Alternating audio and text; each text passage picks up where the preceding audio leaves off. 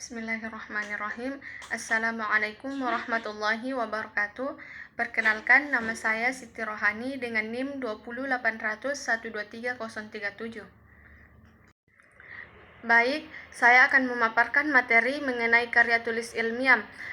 Menurut Broto Wijoyo dalam Arifin menjelaskan bahwa karya tulis ilmiah adalah karangan ilmu pengetahuan yang menyajikan fakta dan ditulis menurut metodologi penulisan yang baik dan benar, di mana karya tulis ilmiah ini informasinya harus bersifat fakta atau data yang dapat dipercaya, dan penulisannya harus mengikuti metodologi atau aturan penulisan yang telah ditetapkan untuk memastikan kebenaran dan kejelasan informasi yang disampaikan. Selanjutnya, syarat-syarat karya tulis ilmiah. Menurut Anne, ada 3 syarat yang harus diperhatikan dalam menulis karya ilmiah. Yang pertama itu ide sendiri.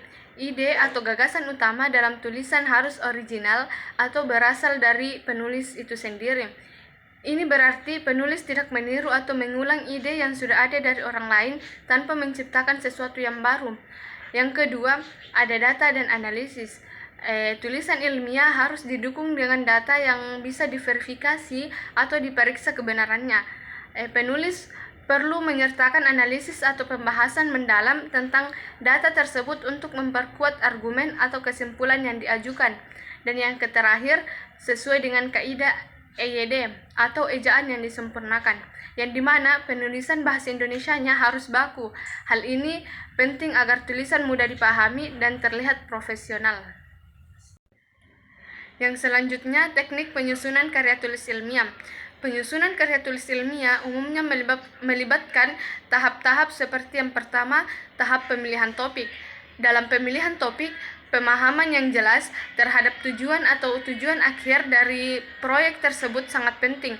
Hal ini membantu memastikan bahwa topik yang dipilih relevan dengan konteks dan memenuhi kebutuhan dari tujuan yang ingin dicapai.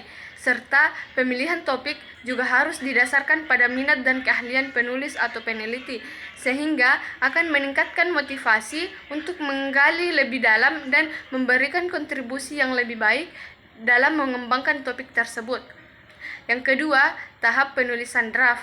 Dengan menjalani tahap penulisan draft dengan cermat dan sistematis, penulis dapat menghasilkan teks awal yang kuat dari ide-ide yang ingin disampaikan.